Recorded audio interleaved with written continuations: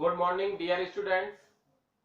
भौतिक विज्ञान की ऑनलाइन क्लासेस में आपका स्वागत है।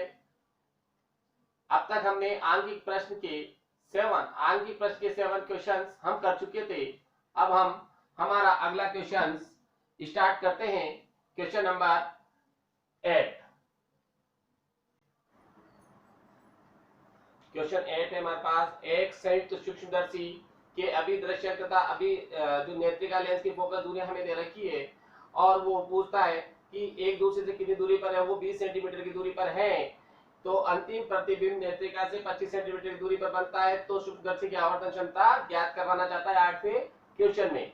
तो लिख लें पहले क्वेश्चन हम। एक संयुक्त सूक्ष्मदर्शी एक संयुक्त सूक्ष्मदर्शी एक संयुक्त सूक्ष्मदर्शी जो संयुक्त सूक्ष्मदर्शी है एक संयुक्त सूक्ष्मदर्शी के अभिदृश्य तथा नेत्रिका लेंस। एक संयुक्त सूक्ष्मदर्शी के अभिदृश्यक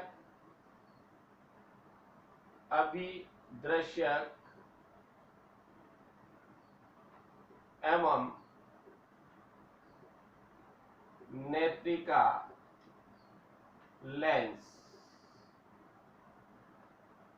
एक संयुक्त सूक्ष्मदर्शी के अभिदृश्यक एवं नेत्रिका लेंस की फोकस दूरियां। नेत्रिका लेंस की फोकस दूरियां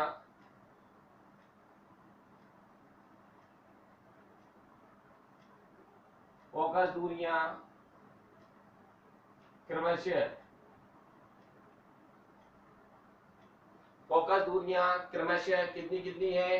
फोकस दूरियां क्रमशः 0.95 और तथा 5 सेंटीमीटर। फोकस दूरियां क्रमशः 0.95 सेंटीमीटर तथा 5 सेंटीमीटर है। फोकस दूरियां क्रमशः 5 सेंटीमीटर है और ये एक दूसरे से 20 सेंटीमीटर और यह एक दूसरे से 20 सेंटीमीटर और 5 सेंटीमीटर है और यह एक दूसरे से 20 सेंटीमीटर की दूरी पर है। 20 सेंटीमीटर की दूरी पर है। कितनी दूरी पर है ये? एक दूसरे से 20 सेंटीमीटर की दूरी पर है। अंतिम प्रतिबिंब नेत्रिका में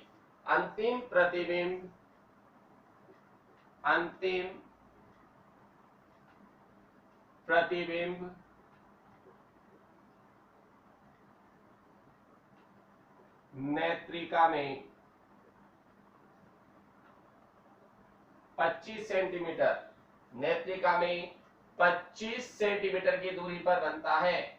नेत्रिका में 25 सेंटीमीटर की दूरी पर बनता है। तो क्या ज्ञात करना है हमें? दूरी पर बनता है। सूक्ष्मदर्शी की आवर्तन क्षमता ज्ञात कीजिए। सूक्ष्मदर्शी की आवर्तन क्षमता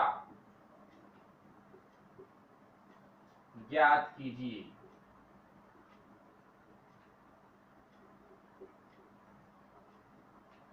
सूक्ष्मदर्शी की आवर्तन क्षमता निकालनी है। हम जानते हैं सूक्ष्मदर्शी की आवर्तन क्षमता जो होती है, क्योंकि 25 सेंटीमीटर पर बन रहा है, मतलब स्पष्ट देखने की न्यूनतम दूरी पर।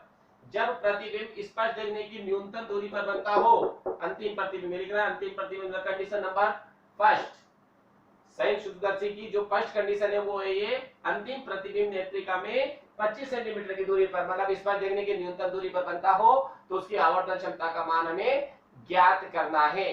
तो आवर्तन क्षमता का फॉर्मूला होता है, जब सूक्ष्म अंतिम प्रतिबिंब स्पष्ट देखने की न्यूनतम दूरी पर बनता है तो m बराबर -v0/u0 मल्टीप्लाई 1 + d/fe।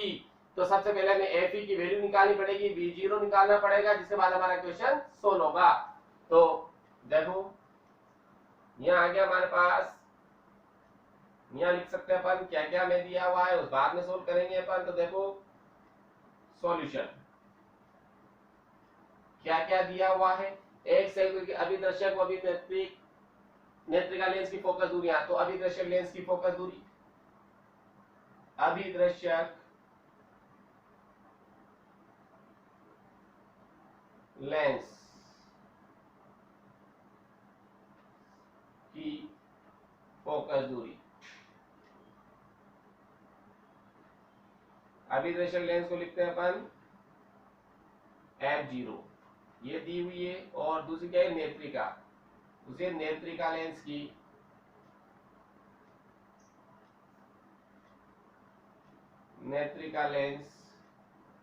की फोकस दूरी, इसको FE से लिखते हैं। ये सब वैल्यू हमारे पास है, ये FE। तो देख लें फोकस दूरियां क्या क्या हमें दी हुई है, उन फोकस दूरियों को हम लिख रहे हैं। तो एक तो दे रखी है हमें 0.95 सेंटीमीटर, और नेत्रिका जो लेंस है उसकी कितनी दी हुई है, देख लें यहाँ पर 5 सेंटीमीटर। कितनी है, 5 सेंटीमीटर, 5 सेंटीमीटर। ये हमें मान दिया हुआ इसका 5 सेंटीमीटर। अब बात कर रहे हैं अपन कि यह एक दूसरे से 20 सेंटीमीटर की दूरी पर है, मतलब ये नेत्र, ये वाला और ये वाला जो लेंस है, ये दो लेंस हम यूज करते थे, एक दूसरे से कितनी दूरी पर है, 20 सेंटीमीटर की दूरी पर। कितनी दूरी, 20 सेंटीमीटर। ये एलो लेंस है, ये एली लेंस है, ये अभिनेत्र लेंस, ये अभिदर्शक लेंस, ये 20 सेंटीमीटर दूरी। हमें पता है यहाँ से जो प्रतिबिंब बनता था उसकी दूरी V0 होती थी, और जो प्रतिबिंब बनता था वो इसके लिए वस्तु का कार्य करता था, मतलब ये दूरी कितनी थी, UE। तो V0 प्लस UE, तो नली की टोटल लंबाई कितनी हो जाएगी, V0 प्लस UE कितना हो जाएगा, 20 सेंटीमीटर। और इसमें जो दूरी आती थी वो मॉडिफिकेशन आती थी, मतलब ये UE माइनस होता है, लेकिन ये प्लस ही यूज करते हैं। तो ये आ गया हमारे पास, चूंकि V0 प्लस UE मोड, इसका नेगेटिव होगी जब भी पॉजिटिव रहेगी, V0 प्लस UE बराबर 20 सेंटीमीटर। यहां से हमको वैल्यू ज्ञात करने के लिए सुविधा रहेगी। ये V0 प्लस UE बराबर 20 सेंटीमीटर, तो समीकरण नंबर 1 हम डाल देते हैं, ये काम आएगा हमारे आगे जाके। तो ये दूरी हो गई। और अब हमें पहले अभिनेत्र लेंस को सोल्व करो, फिर अभिदर्शक लेंस को सोल्व करो, उसके बाद क्वेश्चन सोल्व होगा। तो पहले तो अभिनेत्र लेंस को, फिर अभिदर्शक लेंस के लिए तो जो मान दे रखा है, तो देखें सबसे पहले अभिनेत्र लेंस, अभिनेत्र लेंस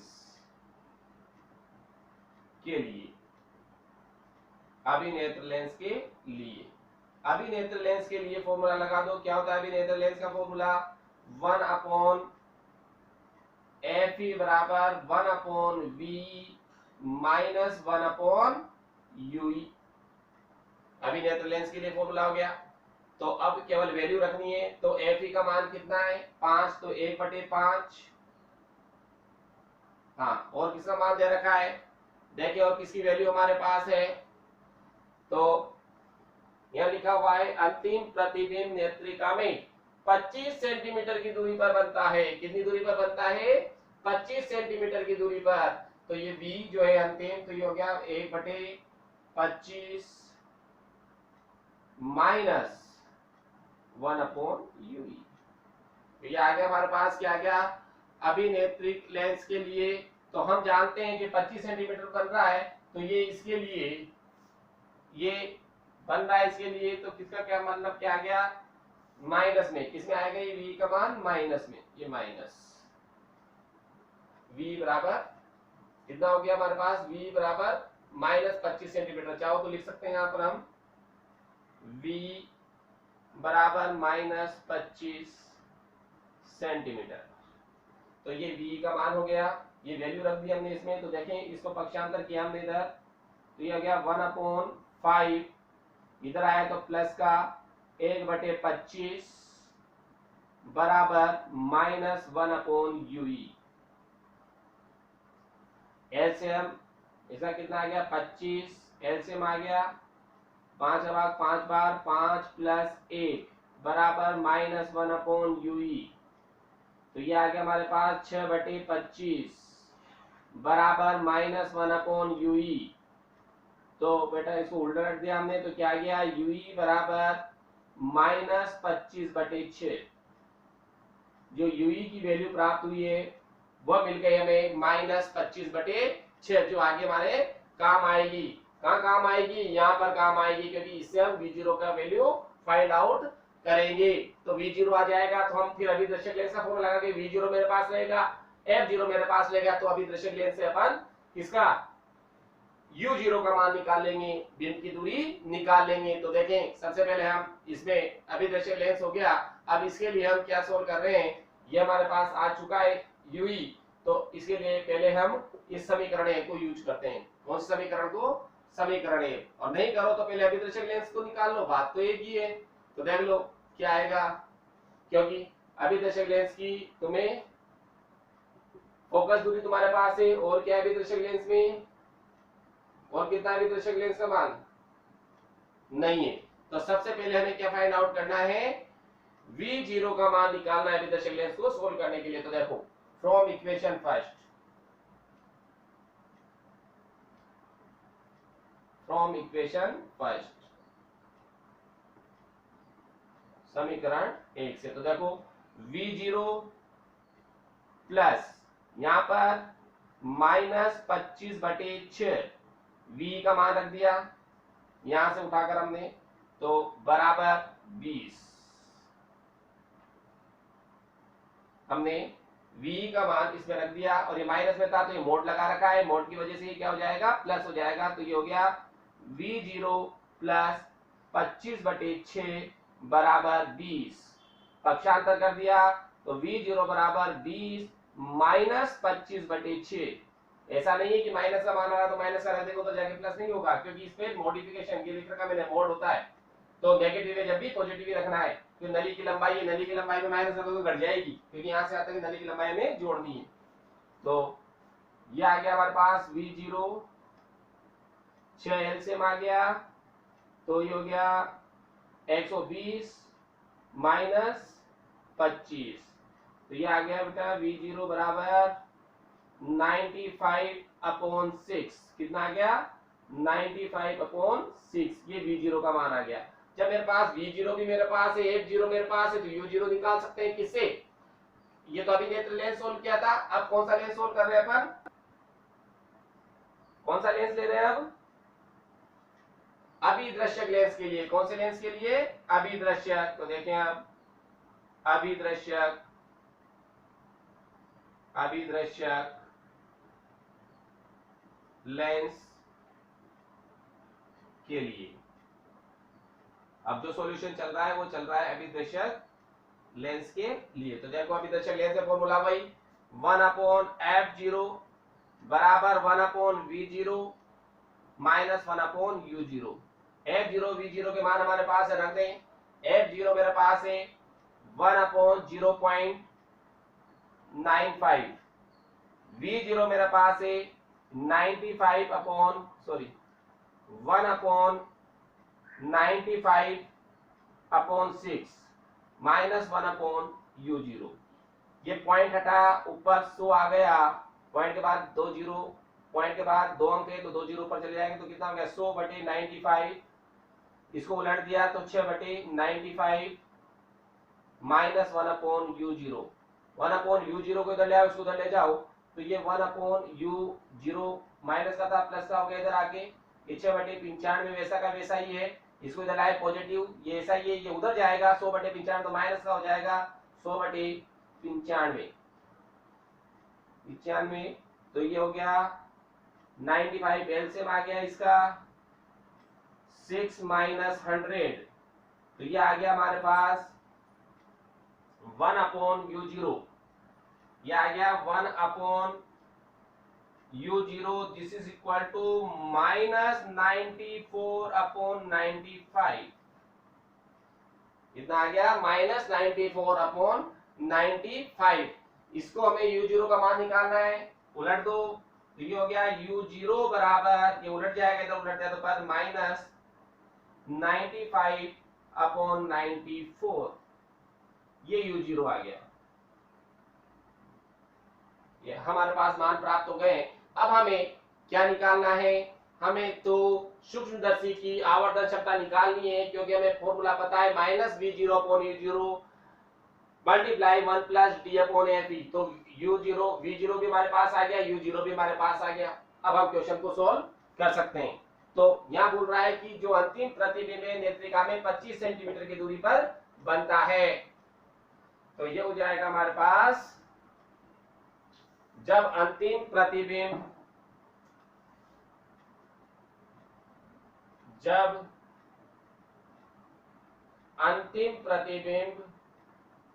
अंतिम प्रतिबिंब स्पष्ट देखने की न्यूनतम दूरी पर बनता है, स्पष्ट देखने की न्यूनतम दूरी पर बनता है, तो संयुक्त सूक्ष्मदर्शी की आवर्धन क्षमता, तो संयुक्त सूक्ष्मदर्शी की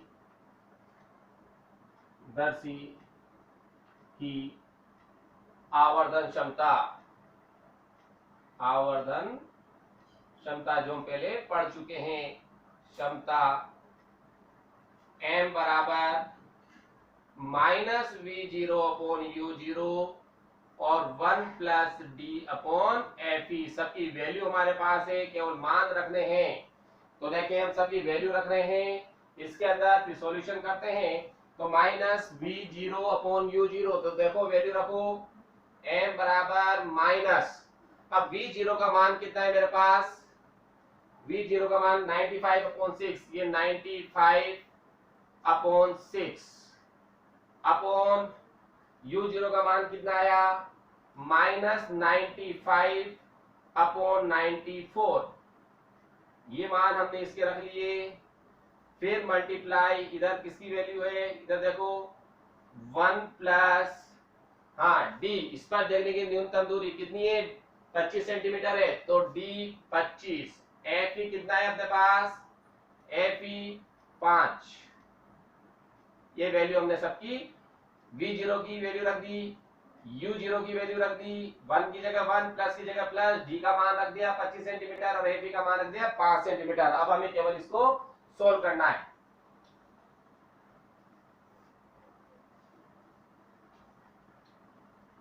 तो देखिए हम इसको सोल्व करते हैं, तो ये आ गया हमारे पास m बराबर, ये माइनस माइनस हो गया प्लस, तो ये 95 अपॉन 6 मल्टीप्लाई 94 अपॉन 95, पद उल्टे हो जाएंगे नीचे वाले, इधर 5 एलसीएम ले लिया, तो ये हो गया 5 प्लस 25, तो ये 95 से 95 कैंसिल, तो m बराबर 94 अपॉन 6 मल्टीप्लाई 30 अपॉन 5, ये कट गया 6 बार, तो m बराबर 94 अपॉन 6 मल्टीप्लाई 6, क्योंकि 6 बार कैंसिल हो गया इससे, और 6 से 6 कैंसिल, तो m बराबर कितना आ गया 94। मतलब संयुक्त सूक्ष्मदर्शी की आवर्धन क्षमता कितनी प्राप्त होगी, 94, 94 प्राप्त होगी। ये हमारा क्वेश्चन नंबर 8 था जो हमने किया है। इसमें केवल यही था मेन कि v0 और जो प्रतिबिंब की दूरी है वो इस दूसरे लेंस के लिए वस्तु का कार्य करेगी, तो ये दोनों का योग इन दोनों नलियों के योग के, मतलब इन दोनों नलियों के बीच की दूरी के बराबर होगा। अब देखो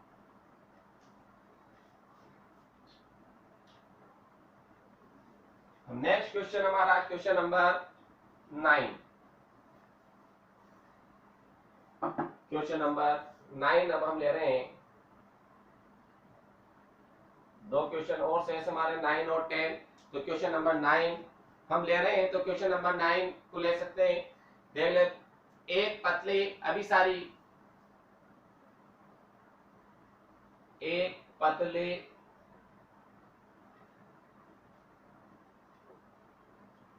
अभिसारी, एक पतले अभिसारी कांच के लेंस, एक पतले अभिसारी कांच के लेंस जिसका अपवर्तनांक होता है म्यू जी, ले लो तुम बराबर 1.5। एन जी लिखते हैं, यहाँ पर बुक में म्यू जी दे दिया तो म्यू जी से सोल्व कर देंगे, एन की जगह क्या करते हैं म्यू करते हैं। अपवर्तनांक क्या होता है ये 5 की शक्ति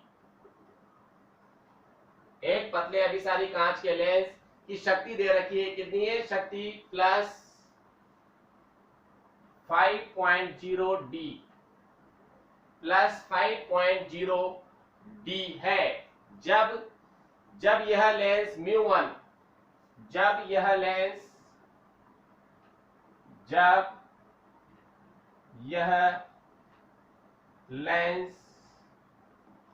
म्यू1, जब यह लेंस म्यू1 अपवर्तनांक वाले द्रव में, म्यू1 अपवर्तनांक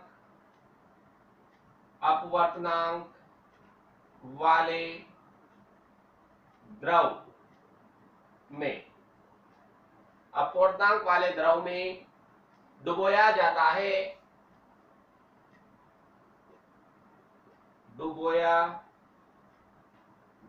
है, अपवर्तनांक वाले द्रव में डुबोया जाता है। यह अपसारी लेंस की तरह व्यवहार करता है, डुबोया जाता है तो यह अपसारी लेंस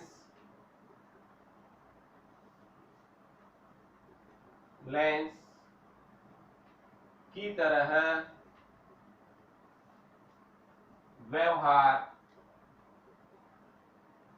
करता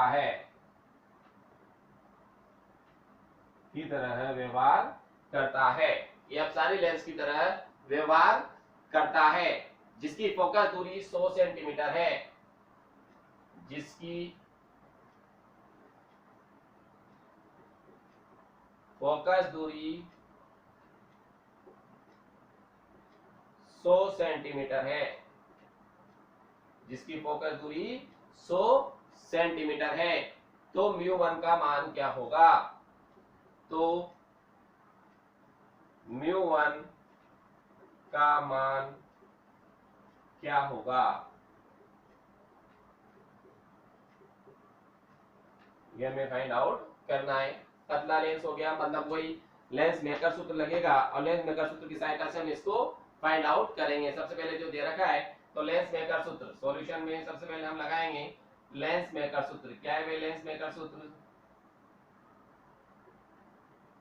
मेकर सूत्र से लेंस मेकर सूत्र हम जानते हैं 1/f बराबर क्या जाएगा म्यू, मतलब n-1 होता है तो n-1 मतलब n2/n1, तो n की जगह हम क्या ले लेंगे म्यू2/म्यू1 -1 और 1/r1 -1/r2, ये हमारे पास सूत्र है।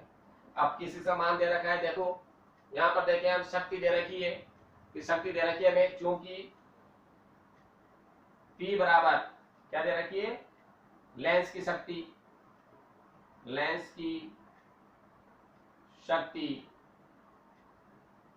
P बराबर प्लस 5.0 डी, तो फोकस दूरी निकाल लें, इसलिए लेंस की फोकस दूरी क्या आ जाएगा f बराबर 1/p, क्योंकि p बराबर 1/f होता है, तो ये f बराबर 1/p का मान रख दो कितना 5.0, तो ये आ गया हमारे पास कितना आ गया, भाग लगाया हमने 0.2 मीटर, सेंटीमीटर बोल दो, f बराबर 20 सेंटीमीटर। ये फोकस दूरी आ गई हमारे पास, लेंस की फोकस दूरी। तो 20 सेंटीमीटर के लिए सोल्व कर लेते हैं पहले, फिर उसके बाद हम दूसरे के लिए सोल्व करेंगे। तो देखें, तो पहले दो समीकरण बनेगी। सबसे पहले इस फॉर्मूले माना का तो 1/20, दूसरे की तो फोकस दूरी इसमें दे रखी है हमारे को तो ये 1/20 बराबर, हाँ, μ2 अपॉन μ1, μ2 अपॉन μ1। तो μ2 मतलब यहाँ पर क्या है हमारे पास, दूसरा माध्यम क्या है हमारे पास, ग्लास। मतलब ये दे रखी पहली कंडीशन जो दी हमें, इसके लिए ये कंडीशन है, ये ग्लास है मेरे पास, ये दर्पण, और ये एयर है, ये एयर, ये एयर और ये ग्लास। तो ये तो N1 माध्यम हो गया मेरे पास, ये अंदर वाला माध्यम N2 हो गया। एक तो इसके लिए हम सोल्व कर रहे हैं, ये पहले इसके लिए सोल्व कर रहे हैं हम पहले। तो देखें, तो N2 तो हो गया ग्लास, तो ये हो गया हमारे पास μ2 की जगह लिख सकता हूं मैं μg upon μa air minus 1 upon R2। ये आ गई पहली इक्वेशन, समीकरण 1। दूसरी कंडीशन, अब सारी लेंस की तरह व्यवहार करता है जिसकी फोकस दूरी कितनी है, 100 सेंटीमीटर। तो अब सारी लेंस की फोकस दूरी सॉरी, अब सारी लेंस की फोकस दूरी कितनी है, 100 सेंटीमीटर, और ये होती है नेगेटिव। अब सारी लेंस की फोकस दूरी नेगेटिव होती है, तो ये आ गया -1/100। भाई एक तो वही है, लेकिन ये माइनस में होगा, सॉरी।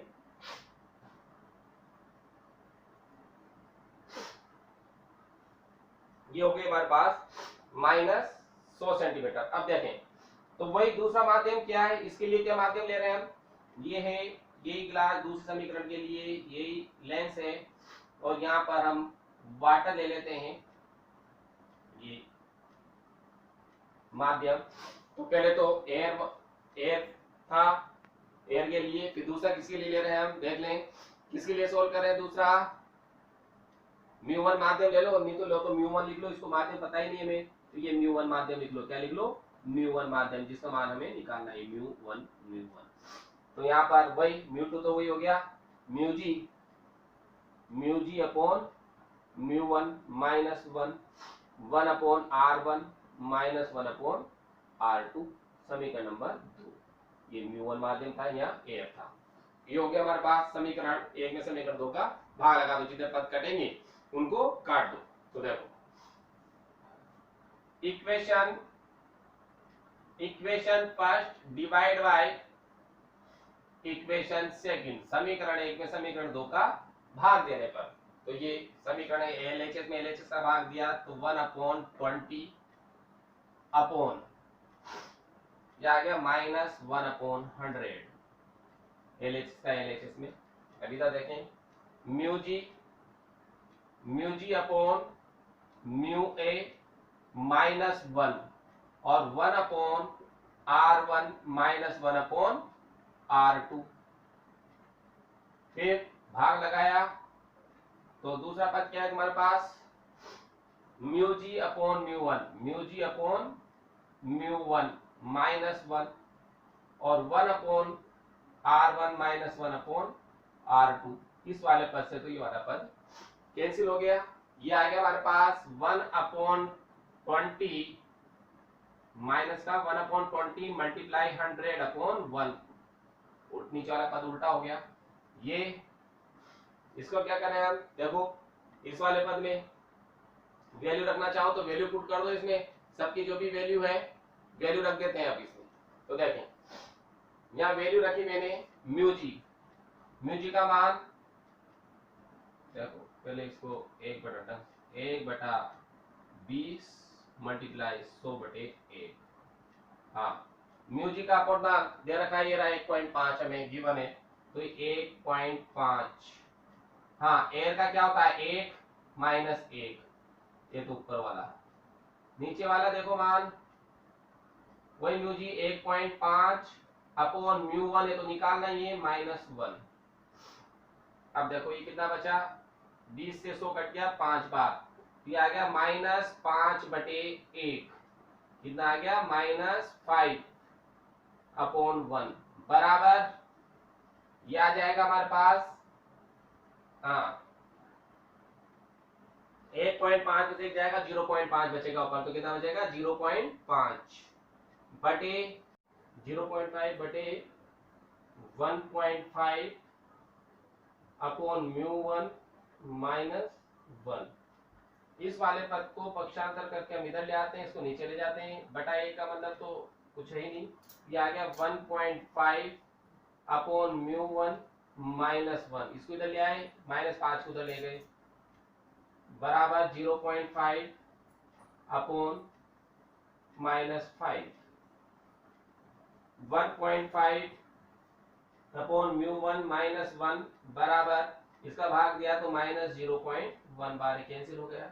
इसको तले प्लस का हो जाएगा 1.5 बटे म्यू 1 बराबर -0.1 और ये हो गया उधर प्लस का 1। तो ये हमारे पास 1.5 अपॉन म्यू 1 और वो बचता है प्लस का 0.9। इसको म्यू 1 को उधर ले जाओ, इसको इधर ले आओ, तो 1.5 अपॉन 0.9 बराबर म्यू 1। ये आ गया हमारे पास, ये वैल्यू रखने के ऊपर। तो अब म्यू 1, तो ये पॉइंट से पॉइंट कैंसिल हो गया, तो ये आ गया हमारे पास 15/9 बराबर म्यू 1।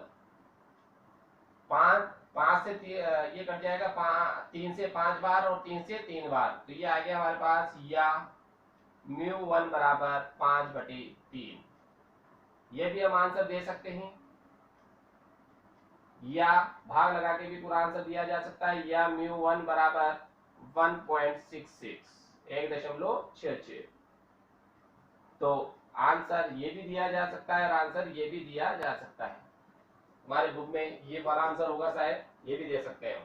ठीक है, ये आगे बढ़ा दिया तो यहाँ तक आ गया। ये हमारा क्वेश्चन नंबर 9 कंप्लीट। अब लास्ट क्वेश्चन हमारा बचा है इस बुक का, जो चैप्टर नंबर 11 चल रहा था, उसका लास्ट क्वेश्चन अब हमारे पास शेष है,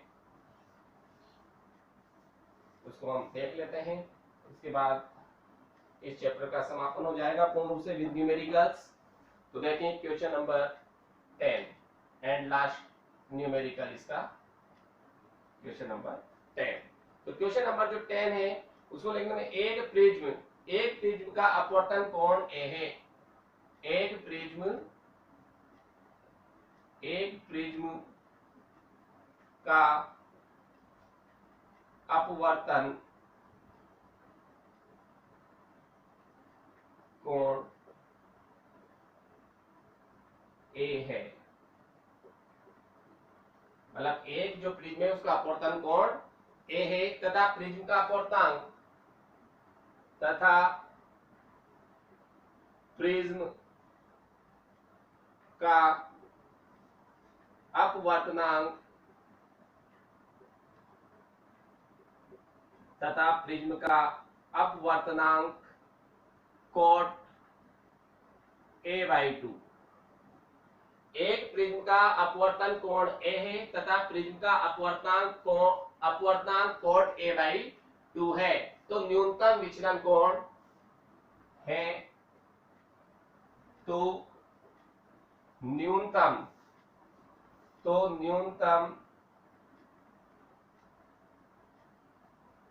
विचलन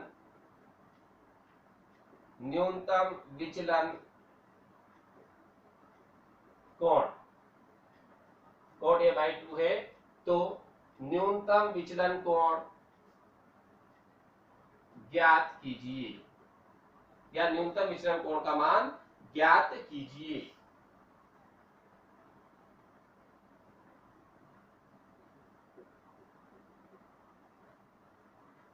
तो हमें क्वेश्चन दिया हुआ है, एक प्रिज्म का अपवर्तन कोण ए है तथा प्रिज्म का अपवर्तनांक कोट a/2, मतलब n का मान कोट a/2 है, तो न्यूनतम विचलन कोण का मान हमें ज्ञात करना है। तो हमें क्या दिया हुआ है, सबसे पहले जो गिवन है हमें वो दिया गया है प्रिज्म का अपवर्तनांक, प्रिज्म का अपवर्तनांक क्या दिया हुआ है हमें, प्रिज्म का अपवर्तनांक, क्या दिया है, प्रिज्म का अपवर्तनांक स्मॉल n बराबर दिया हुआ है हमें cot a/2। ये प्रिज्म का अपवर्तनांक दे रखा है हमें स्मॉल n बराबर cot a/2। तो प्रिज्म के पदार्थ के अपवर्तनांक का सूत्र लगा दें हम। तो देखें प्रिज्म के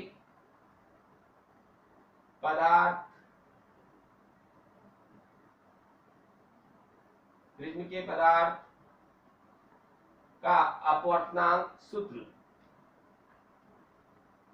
प्रिज्म के पदार्थ का अपवर्तनांक सूत्र क्या होता है? प्रिज्म के पदार्थ का अपवर्तनांक सूत्र हमने पढ़ा है n बराबर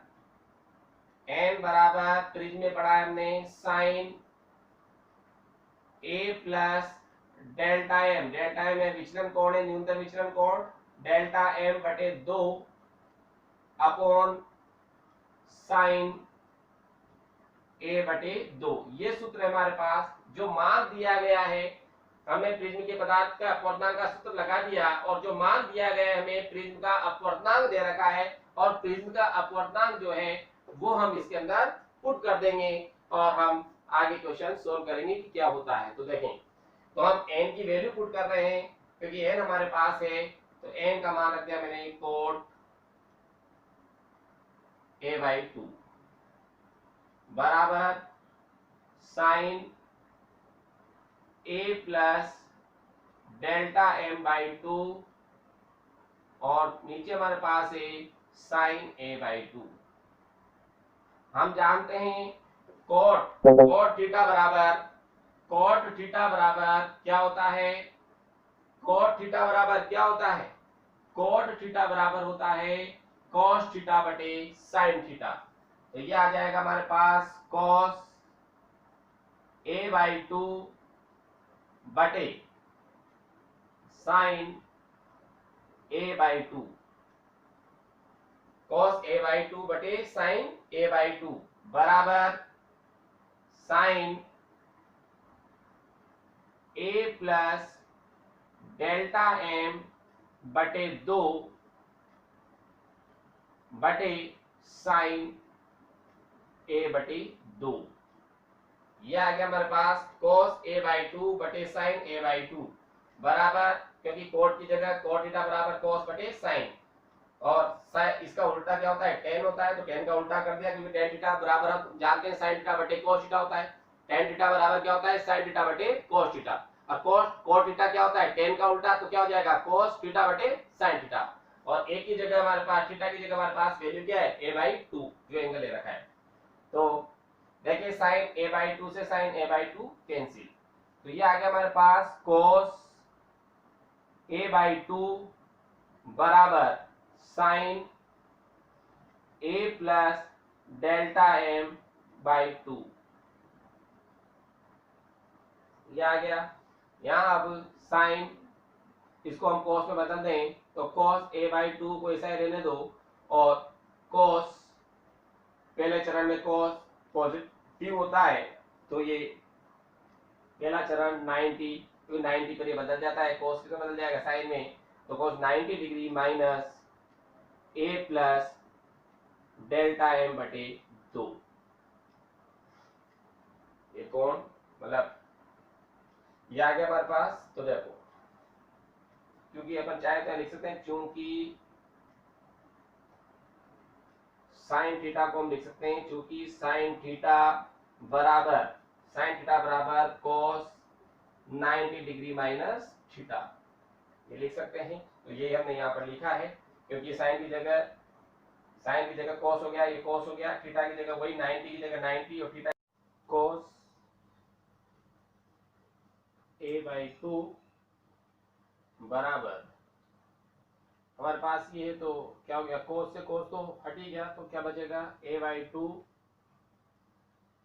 बराबर 90 degree minus a plus delta m/2। हमारे पास आ गया। 2 से हम उधर जाकर इसको पक्षांतर करते हैं, गुणा कर देते हैं, तो क्या प्राप्त होता है देखते हैं हम।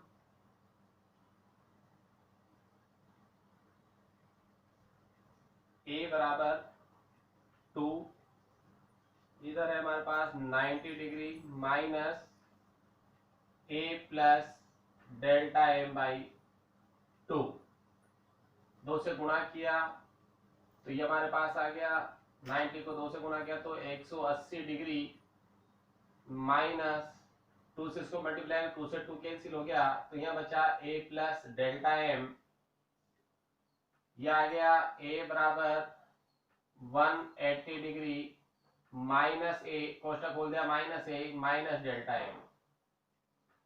इस a को हम इधर ले आते हैं, डेल्टा एम को इधर लाते हैं तो डेल्टा एम इधर आया तो प्लस का हो गया, डेल्टा एम माइनस का था इधर आते प्लस का हो गया।